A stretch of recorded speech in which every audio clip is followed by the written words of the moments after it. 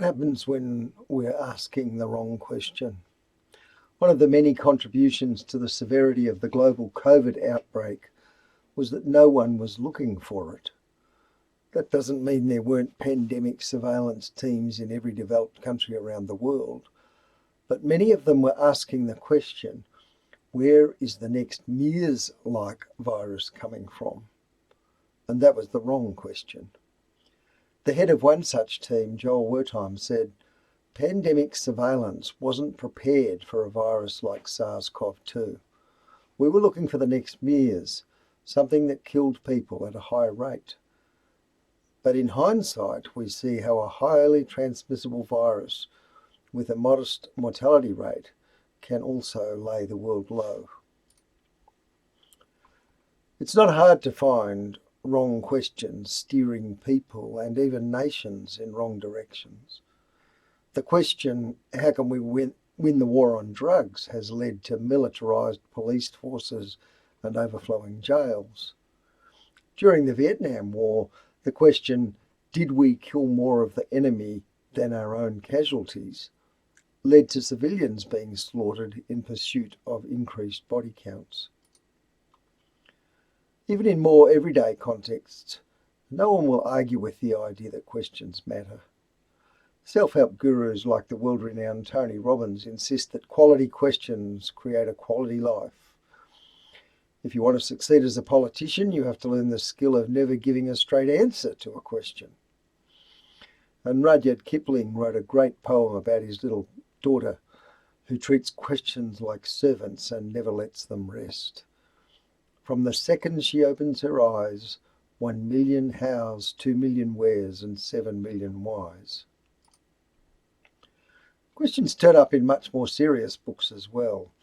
Wherever teams of people are coordinating and working together in enterprises, the critical role of questions is often well understood.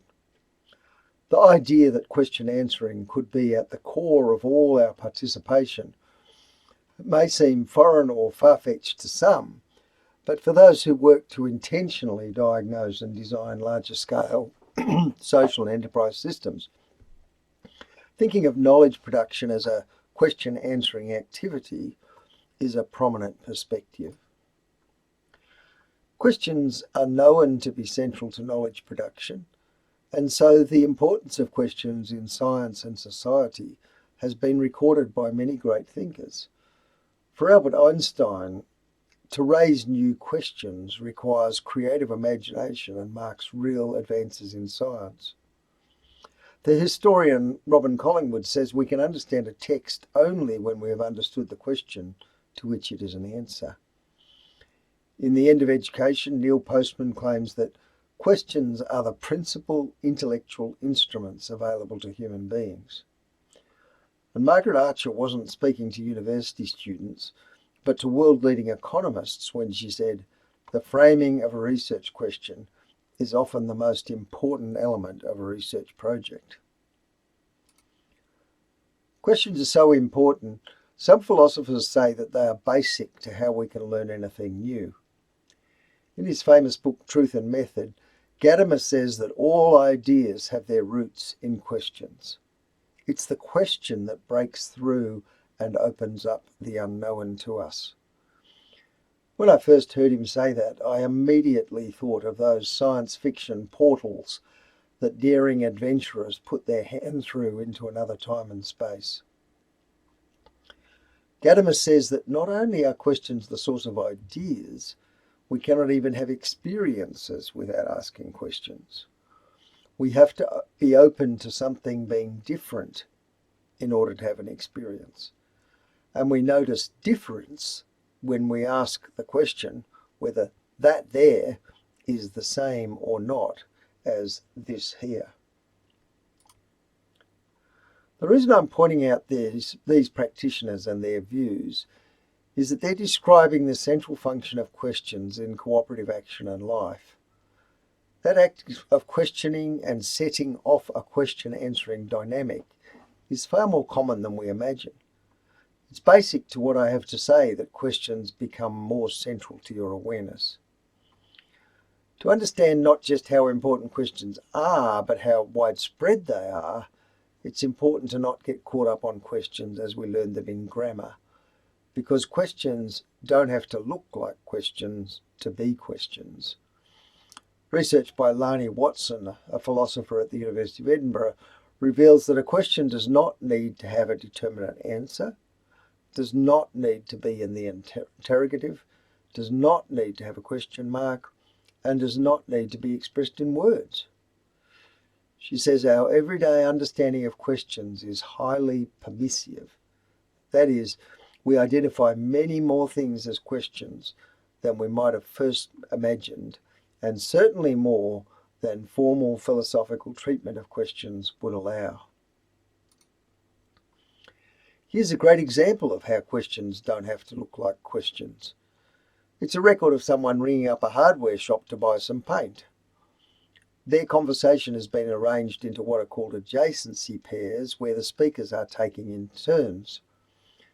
Provides a simple example of Lani Watson's finding that a question does not even need to be in the interrogative, and it does not even need to have a question mark. So clearly questions matter a great deal and have a far bigger role in our lives than we usually might be aware of. But I have my own question. Why do questions matter? Or perhaps, as it is now occurring to you to ask, how did questions get to be so important? I think I can answer that question. But to do so, first we need to understand a bit more about how we use questions, and then I'll need to introduce a new idea that is central in the world of complexity thinking. So let's start with understanding a bit more about questions. And the first thing to notice is that questions set off question answering. If questioning was not joined to answering, it would have died out a long time ago. And it's when we answer our questions that we are functioning in the world of relationships to each other and to the world and to objects. Because answering a question almost always involves interactions with other people and with other things and with making something happen in the world. And this means that questions and questioning are completely tied into the much bigger picture of human cooperation and coordination. The form of the question that gets us started in relating to each other and the world usually arises because of a want. We're experiencing a desire for something, or we are experiencing a more negative feeling of something missing, a lack. It's hard to imagine somewhere where we interact to accomplish something in the world, whether that's a picnic or the Sydney Opera House getting built, that is not triggered by a lack or a desire. Asking ourselves what we want is the process of turning our lack or desire into a question, whether or not we recognize it by the features of a question. However, it is conspicuous that very often when something requires humans to work together, whether that's a picnic or to build the opera house, actually does have an explicit question in it. The question answering moves that we participate in start when we align around a want. We clarify and agree on that want. Assuming we're intent on satisfying our want, we then cooperate to find a way to do that. Then we clarify and agree on the answer. And finally, we set about delivering the solution that will satisfy us. So that's the first feature. Questions set off question answering. And that is an activity that changes things in the world. Even when we're only talking to ourselves, we change our orientations to things and others as a result of the questions we ask and answer in our heads. The second feature of how we use questions is that we use questions nested inside other questions. We looked at this example a minute ago. The more that Levinson is able to observe recursions, the more the features of question answering complex become apparent. A question answering complex has recursions until the answer that fits the opening question is arrived at. Levinson says that examples of this depth, in other words, this number of question-answer pairs, or even greater than this number, are not hard to find. But this is not just a matter of syntax and sentences. The famous British historian Robin Collingwood believed that the way history was studied was through question answering. Collingwood gives an account of how historical studies proceed in terms of a question answering complex. For example, a historical inquiry into why Hadrian built a wall would actually be a whole lot of nested questions and answers that built a coherent narrative of Hadrian's political and social context and motivations. To illustrate his idea, Collingwood gives a much more simple example, a concrete example of diagnosing a problem with his car. Collingwood talked about diagnosing a problem with his car as a simple example of a question-answer complex. He says, for example, if my car will not go, I may spend an hour searching for the cause of its failure. If during this hour I take out number 1 spark plug, lay it on the engine, turn the starting handle and watch for a spark, my observation, number 1 spark plug is all right, is an answer not to the question, why won't my car go, but to the question, is it because number 1 spark plug is not sparking that my car won't go? So a single question is answered by answering questions nested within it. Collingwood's simple example of investigating the spark plugs of an engine helps us grasp how question answering complexes arise. Collingwood went on, any one of the experiments I make during the hour will be the finding of an answer to a detailed and particular question. So when I say number 1 plug is all right, this observation is not a failure to answer the hour-long question, what's wrong with my car? It's a successful answer to the 3-minute long question, is the breakdown due to number 1 plug being faulty? These questions that guide Collingwood's investigation, whether he's acting as a mechanic or as a historian, are able to recur and to repeat at different scales, and they nest within other questions. Collingwood goes on, when I finally get to answer the question, why won't my car go, it's kind of a summary of all these other questions taken together.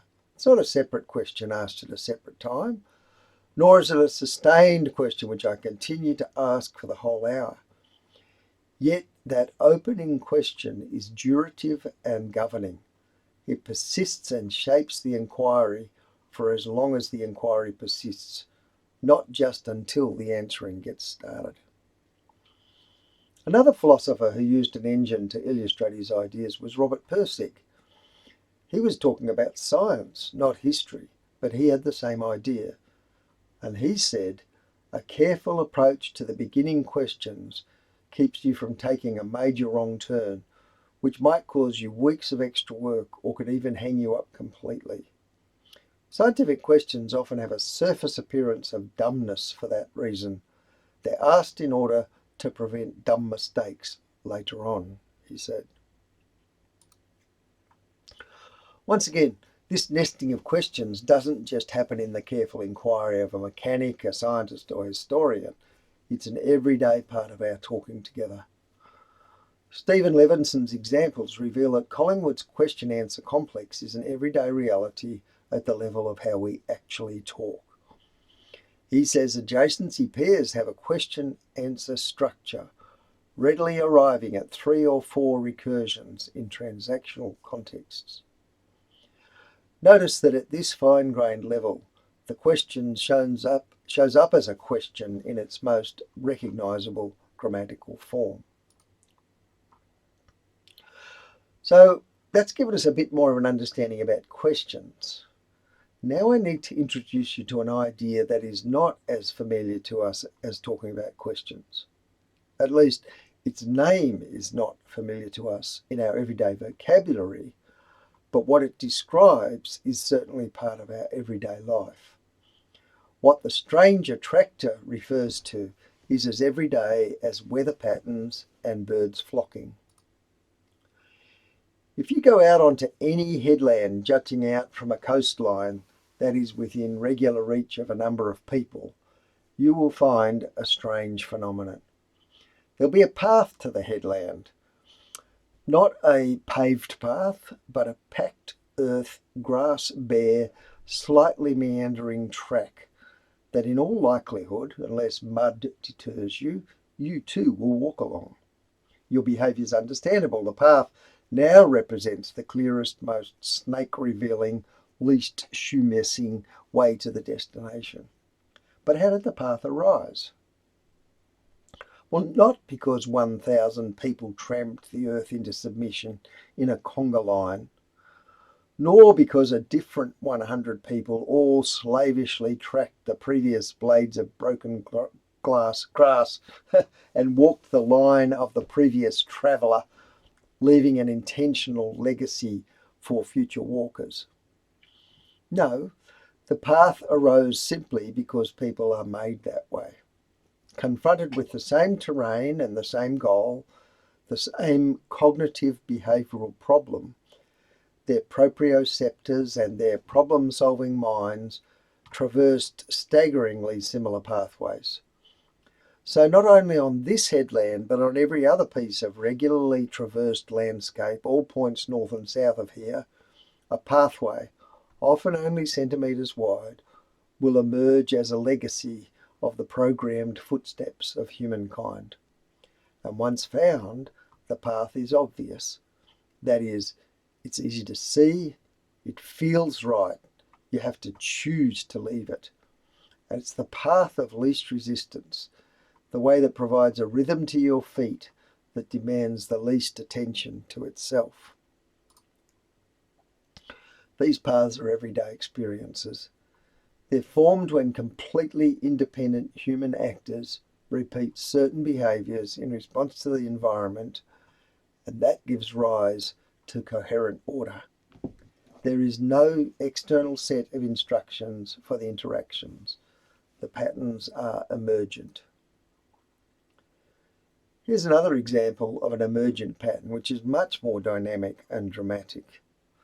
The flock of starlings exhibits a behaviour that is called a murmuration.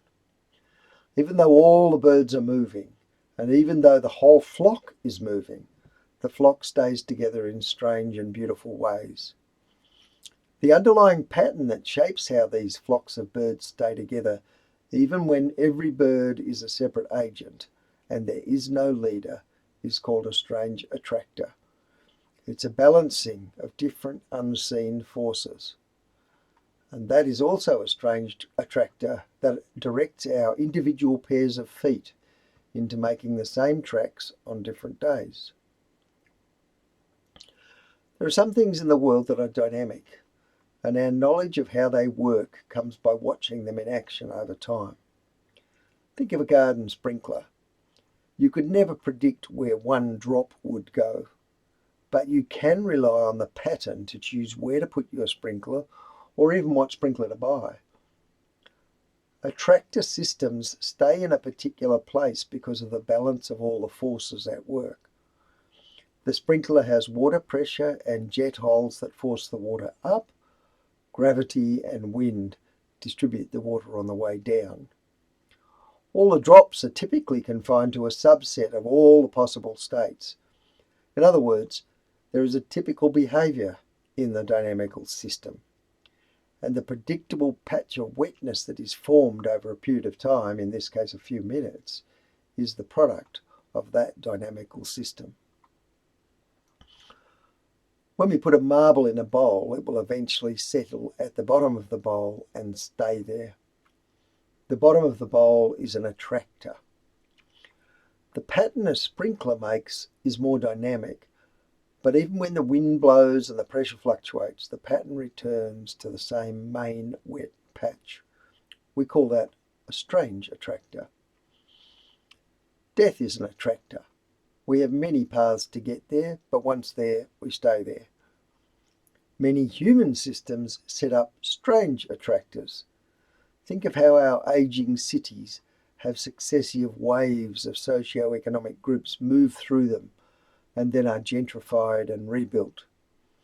The patterns are never simply identical, but there are nevertheless patterns. One of the interesting developments from complexity theory was when a programmer worked out the simple rules that allowed us to mimic the way birds flock. We've been able to imitate that behaviour in computers using 3 simple rules: fly toward the centre, match the speed of others, avoid collisions. This was a really vivid illustration of how behaviours that can appear very complicated can emerge from very simple rules. I'm going to suggest that the same thing is true of outcome-focused coordination amongst humans. In simple contexts like the garden sprinkler, we don't bother trying to understand the rules. But for really complex situations like weather prediction, understanding both the pattern and some rules can make a huge difference to our lives. One of the biggest patterns that determines the weather all around the Pacific Ocean is called the El Nino Southern Oscillator. Modelling this pattern means governments can prepare for the risks of famine in rural India and for tornado insurance premiums in the USA. The Southern Oscillator is an attractor that has 2 phases. When warm waters accumulate north of Australia, strong trade winds blow and dry weather prevails. The El Nino phase. In the La Nina phase, the currents shift and the warm water pools up close to South America. The trade winds lose their force and might even reverse. The atmosphere fills with water and monsoons are bigger and wetter. So this strange attractor oscillates between 2 phases. Strange attractors with more than one phase are very common. One final piece of groundwork before I draw these threads together. When it comes to the product of nervous systems, it's really important to note that improbable does not mean impossible. Nervous systems have a surprising capacity to perpetuate patterns. The Japanese pufferfish, the dark speck at the middle of that pattern, is a great example. The male pufferfish crafts these patterns in the ocean bed as a solitary preparation to courtship. It's probably worth saying that he doesn't learn this by watching other pufferfish. If a pufferfish can do that, what patterns might humans carry within them? A question sets off our ability to penetrate the unknown. The importance of a question is that it sets off question answering, and question answering is a dynamical system. Questioning sets up an open system inquiry, utilising the genius of our open grammar to its maximum effect. I am suggesting that the reason questions and questioning is so important and widespread is that question answering has the character of a strange attractor. Question answering sets up some very deep and predictable and familiar patterns in our interactions, in our knowledge making, and in our ways of pursuing outcomes together. There's a structure that comes with our question answering. It's not tricky. It's a bit like saying a book has a beginning, a middle, and an end. There's a question and an answer. So there has to be some other bits. There's the bit that comes before we have the question, the bit that comes while we are answering the question, and the bit that comes after we have the answer. We can attach some generic language to question answering. The core is this, that we ask and answer the question, what do we want? A want can be something we desire or it can be something we lack. Answering that question is what defines outcome-focused behaviour. Answering that question is what provides the participation framework for us to cooperate around a purpose. This structure that we participate in starts when we align around a want, clarify and agree on that want. Assuming we are intent on satisfying our want, we then cooperate to find a way to do that, and then we clarify and agree on the answer. Finally, we set about delivering the solution that will satisfy us. After a question arises, what follows takes on an inexorable, and if it is to succeed, almost invariable logic. I'm suggesting those are the three phases in our interaction when we make new knowledge or pursue outcomes in the world. And I'm suggesting that a three-phase structure of question answering functions as a strange attractor to our cooperation. The first phase is pre-question. The second phase is post-question and pre-answer. The third phase is post-answer. Those are the three phases of the strange attractor. The major phase transitions take place at the point at which we are comfortable that we have sufficiently shared understanding of the question we're answering together, and at the point at which we're content that the answer we have reached will be sufficient to satisfy our want.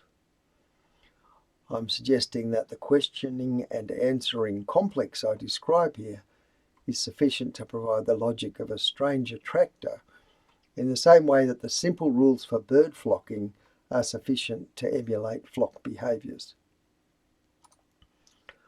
The structure that we participate in starts when we align around a want, clarify, agree on the want, cooperate to find a way to do satisfaction of the want, clarify and agree on the answer, and set about delivering the solution. Answering a question sounds simple, but some of the questions we ask are very big, and answering them reveals a process that is set in motion by finding a question we want to answer.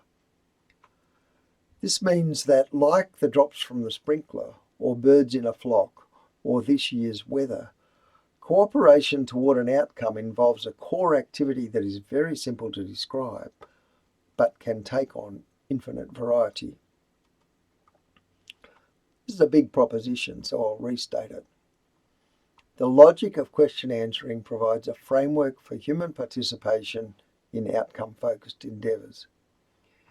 It starts with the premise that all new knowledge has the shape of a question. In the case of our outcome-focused cooperation, the question takes the form, what do we want? And then the rest of the things flow. The question arises, we clarify the question, we put the question in dialogue with the process of answering until the answer arises, we clarify the answer, we enact the answer. It's that logic that takes the shape of a strange attractor and forms the ecosystems of knowledge development that recur fractally at every level of human inquiry. Establishing our want doesn't have to be prolonged or even explicit, but it also can be explicit and even lengthy or troubled process. An example is South Africa's Montfleur scenarios that led to that nation's post-apartheid democracy. Similarly, answering the question can be swift and serendipitous. Posing the question might help us to see the answer that was right in front of us. Or it can take many years, as when we design a large capital project for a new aircraft. And so also with the last phase, delivering our solution. It can be as swift as a promise or as long as building a pyramid. And sometimes we choose not to answer the question at all. There is an assumption that a question expects an answer, but there's no rule that a question must be followed by an answer, though strangely that is actually an answer to the question. Seeing this phenomenon in terms of an attractor rather than a linear logic means that we can both recognise action chains and sequences, but not be governed by them. Let's go back to Levenson's work on adjacency pairs in dialogue. Recall this image. Building on the earlier work published by Schlegoff, in 2020, Kendrick and colleagues offered this visual summary of the recursive patterns observed by Levenson's turn-taking studies. Notice two things. Firstly, they refer to these pairs of actions as a basic unit of collaborative action. And secondly, note their own description of three phases in their model. Kendrick and colleagues refer to the structure in their diagram as universal, and with good reason. Having seen their level of the phenomenon of sequence organisation turning up in 12 different languages, Kendrick and colleagues were happy to call it a universal infrastructure for social action. I dwell on this because for many of us, the idea that there are these kinds of hidden patterns in our languages is still somewhat novel. And one of the points of resistance I frequently encounter in talking about my discovery is a disbelief that my model could extend beyond English. To summarise so far, when humans cooperate in conversational interactions that are outcome focused, there is an underlying structure that shows up as a universal pattern at the levels of dialogue studied by conversation analysts. It is also the structure of question answering that allows us to conduct investigations and make new knowledge via nested sets of questions and answers. My own research at the level of conversational systems of organisations reveals this attractor also shows up at larger scale and is revealed by recurring ecosystems of cognition, interaction, and artefacts. My research has been focused on the recurring patterns in knowledge development pathways. Humans cooperate in many endeavours to make things together. The things we make are social and material expressions of the knowledge we make. I've studied how we create that knowledge in outcome-focused enterprises. New product introduction processes, research and development processes, product development processes, law writing, estate development, and so on. And I've characterised the cognitive activities that are typical of the unfolding trajectory of knowledge making and the types of artefacts we use to support that cooperative cognition. I've established that at the level of our productive human interactions, ecosystemic themes emerge in the ways we talk and the artefacts we use or create to support our talk. If we look at enough of these cooperative endeavours, the coordinations in conversation that lead to a new house or a new estate or to a cochlear implant or just to a picnic, we begin to see a pattern. As with the sprinkler illustration, a simple model will help get us started. Let's take a helicopter view of the outcome-oriented conversations of a couple who are building their own home. They move through distinctive conversation phases. There are the early scoping conversations with a dream that roams widely and eventually settle on the things that matter most. There are the conversations with an architect, the person who can translate their block of land, their image of the rooms they want to inhabit, the materials they prefer, all into a single well-resolved entity. And then there are the conversations as the actual building is constructed. When those habitats of conversation get confused, our homemaking couple end up with the frustration of falling in love with building materials that are unsuited to their block or locality, or with significant disruptions to the building schedule as walls or materials get modified after the building has commenced. My own research over 30 years studying knowledge development processes has revealed that there are characteristic patterns in our outcome-focused conversations. When we talk together to get work done, there are ecosystems of conversational features that cluster according to where we are up to in our knowledge-making process. When we're scoping out a new situation, features such as the breakdown that made us attend to the situation are well described, for example, by Heidegger. When we are generating hypotheses for change, for how to satisfy our want, features of ideation are prominent. The abduction of C.S. Peirce or the bisociation of Arthur Koestler come to mind. And when we're executing or implementing the solution we have characterised, all the themes of classic logic, linear inference, and in-out binaries become prominent. These ecosystems also take up characteristic dynamics that are widely described. There's the typical cycles or spirals attached to meaning making, the iterations of generative thought such as design, and the linear inferential structures of logic and implementation work. We can assign many and lengthy generic descriptions to these ecosystemic phases, but in brief, scoping conversations are where we explore, create shared meaning, and establish what we want. These conversations are about exploring possibilities, discovering boundaries such as shared values, deciding what we will or will not give attention to, and coalescing around that purpose. Generate conversations are where we figure out how we'll satisfy the desires communicated in our requirements, where we work out how to move from we know what we want to we know how to get what we want. The most intentful way of having a generate conversation is to do the work of design.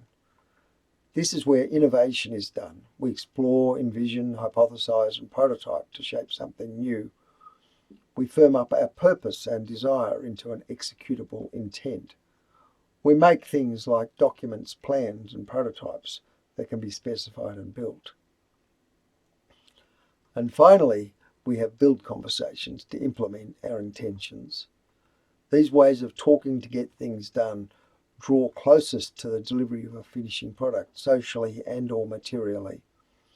Our intent is given expression in space and time outside of ourselves.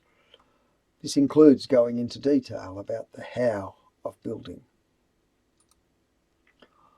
Although industries have no great consistency in their use of the terms requirements and specifications, there's a discernible tendency to use requirements to characterise what we want and to use specifications in documentation that refers to detailing exactly how a particular need or desire is to be satisfied.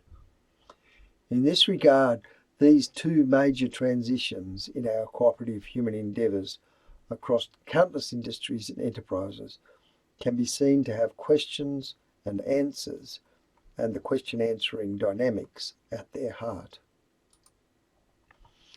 At the scale of dialogical interactions, the question and the answer might actually constitute the whole of the interaction. But as the scale of our interactions grows, we spend more and more time in the phases before, between, and after the questions and answers. In other words, coming to agreement about what we want typically takes longer and longer, the larger the issue and the group of stakeholders. But focusing and publishing the question, the agreed requirements, might happen very quickly. Similarly, the design of a large capital project may take years, but issuing the specification, the decided answer that is wanted, can again be quick. And finally, implementation or construction of agreed specifications may take years. Even with this scaling effect, we will recognise the same ecosystemic patterns of social and material interaction, tending from the largely social to the intensively material, via socio-material artefacts of interaction that are largely ephemeral, such as plans, models, and prototypes. There's analytical evidence for this pattern emerging in conversational interactions in teams. In 2009, Nancy Cook reported on work done by Arizona State University and Cognitive Engineering Research on interactive team cognition. In that work, we can see the pattern at a larger level of scale and recursion than conversation analytics. Their approach had some key distinctives that let them notice features of interest to us. Firstly, they took the team as the unit of analysis. This is a significant zoom out when looking at cognition, zooming away from individual turn-taking and away even from teams as collections of individuals. Secondly, they saw team cognition as an activity inextricably tied to context, whereas conversation analytics explicitly excludes context. Cook and colleagues had a simulator laboratory where they studied team coordination dynamics observed in military operations. They identified a recurring pattern when observing teams in action, and this schematic transcript shows the coding they developed to report their observations. From observing and coding actual coordinations, they demonstrated that team cognition was an emergent property of the interactions between team members. My colouring of the titles they gave to their bunches and of the interactional phases reveals how it would map onto the question answering framework. Notice that because we're looking at team interactions at scale, the actual question and answer transitions recede somewhat and the interactional phases become more prominent. Part of the report included visualization of a transcript where military personnel in a synthetic task environment were coordinating the evacuation of a hostage. Cook showed an analysis of that transcript in a linear form, but also diagrammed it by nesting their S, N, and C cycles. If you look at the bottom line of the interactions as they unfolded, even coding shows no discernible pattern. But the moment you cluster the interactions into their nested sets, the three-phase dynamics, the red, green, blue phases of question answering become apparent. Cook and colleagues thus provide us with evidence that our accustomed conversations fall into the ecosystem pattern outside of our awareness. I've so far reframed the linguistic significance of questions as the socially profound activity of question answering.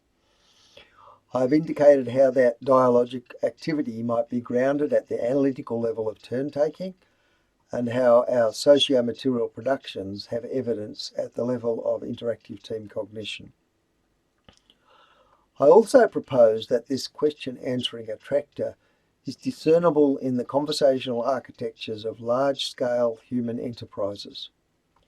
It shows up when we build knowledge-based products such as theories and systems of thought, and it shows up when we cooperate around material products, as in engineering. We might say that the fractal character of the strange attractor continues to scale. As a socially conditioned and conditioning structure, it shows up when practitioners and researchers use grounded methods to pattern social phenomena. In other words, it shows up in the wild. But to see it in the wild, you may need to shift away from a strictly analytical mindset. For minds that are accustomed to analytics and precision, it's time to defocus a little. You might need to put on your termite mound recognition glasses. Termite mounds are examples of a strange attractor in a complex system that emerges from termite society. The expressions of the attractor are quite irregular in form. Nevertheless, humans can still recognize similarities and create this class of things. When we look for the question answering attractor turning up in the wild, we need to expect it will show some variations, but we can also expect to be able to recognize the pattern. In the spirit of termite mound recognition, I won't labor the models or the descriptions, but ask you to notice the resemblances between these three-phase models in business literature and the phases of question answering. Hardeen and colleagues conducted a series of case studies of business model innovations that either succeeded or failed in delivering value to customers. They found that effectiveness in business model innovation hinges on three process phases that unfold in collaboration with the customers: value proposition definition, value provision design, and value in use delivery. In a study across the USA of 30 founders of companies, Sarah Sarasvathy from Darden asked, what makes entrepreneurs entrepreneurial? Clearly a question relevant to knowledge development. Her protocol analysis of interviews distinguished three forms of reasoning illustrated in her paper: managerial thinking with causal reasoning, strategic thinking with creative causal reasoning, and entrepreneurial thinking with effectual reasoning. Entrepreneurs are distinguished by being able to lead conversations that innovate the goal itself. Strategists accept the context of a given goal and innovate the means to achieve it. And managers accept the goal and the means and use their conversational interactions to deliver in an unfolding environment. Luc Hobbecker speaks of three recursions of work systems: the work system level, a recursion above that, and a third recursion.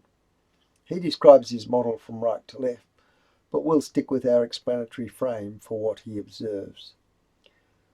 The value systems domain is involved in the permanent creation of the elements of a new culture by creating new languages and new descriptions and prescriptions about the world through a permanent debate between the carriers of different worldviews, traditions, and cultures.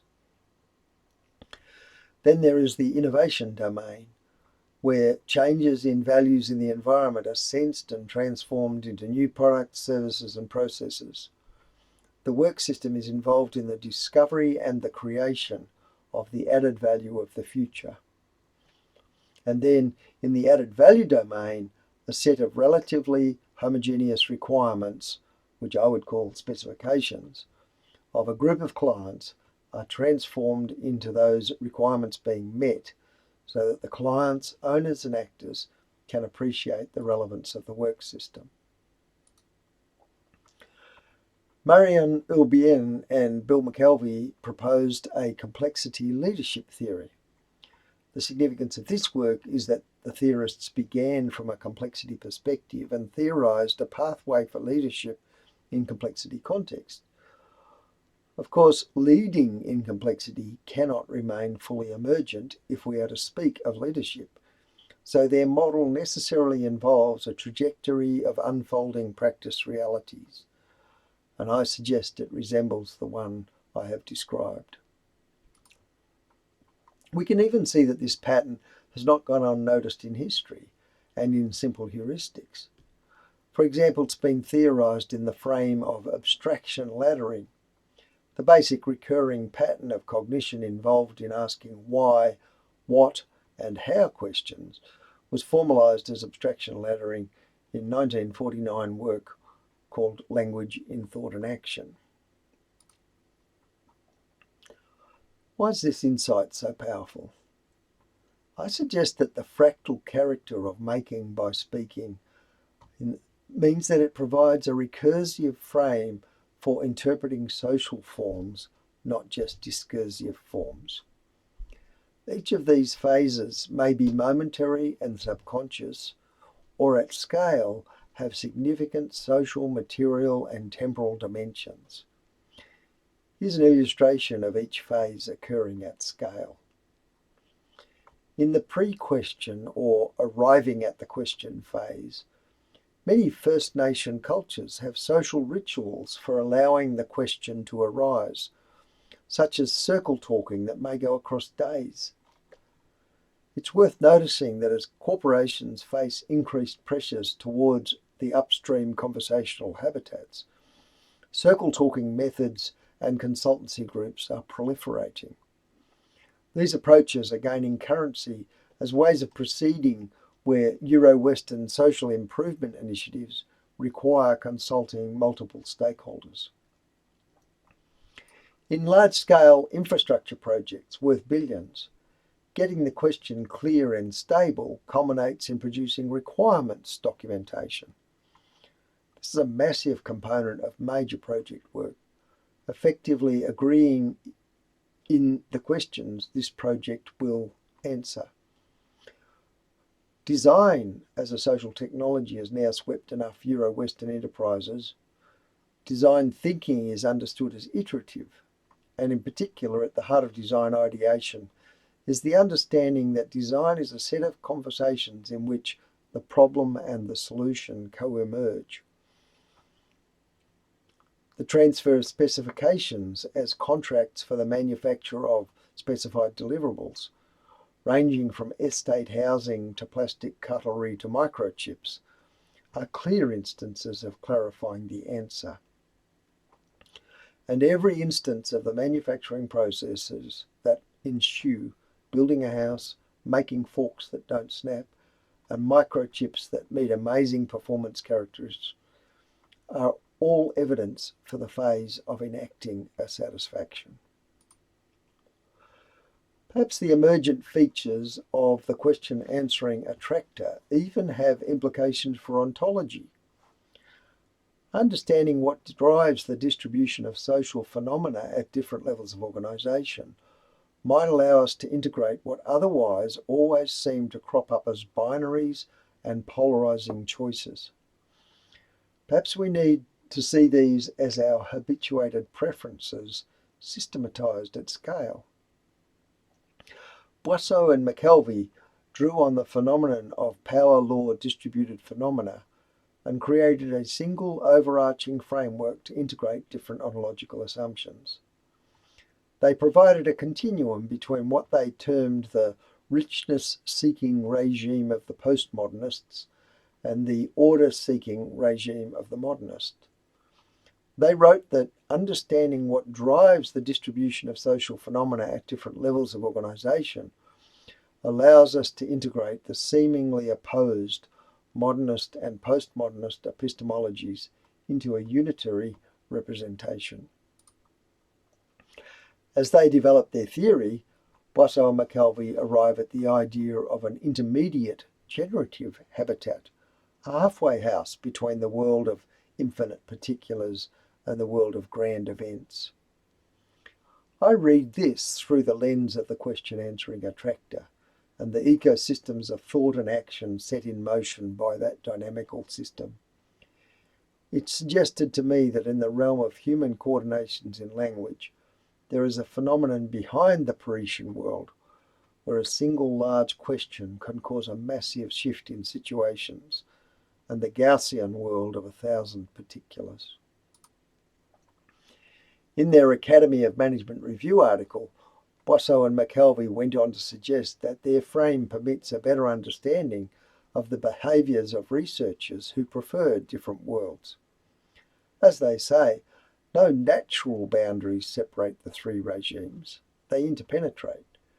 Yet the first is the natural home of the historian, the second of social scientists and biologists, and the third of scientists who study non-living phenomena.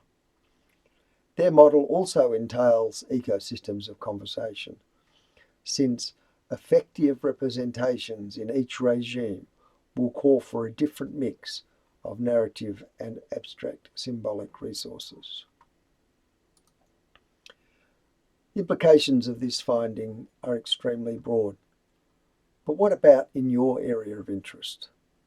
How might this finding create opportunities in your work? I wonder about our capacity to cooperate in our governance, in our living together, and in our industries.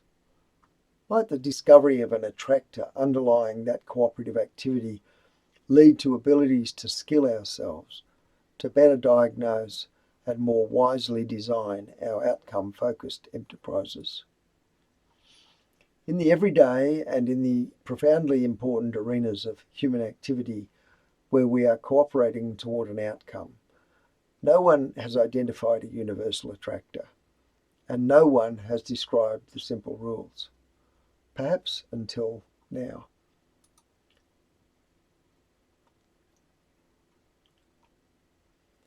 We're seeking research partners in different disciplinary domains whose work will be impacted by this discovery, and we're looking for proactive engagement to research the implications of this attractor across many research and theory fields.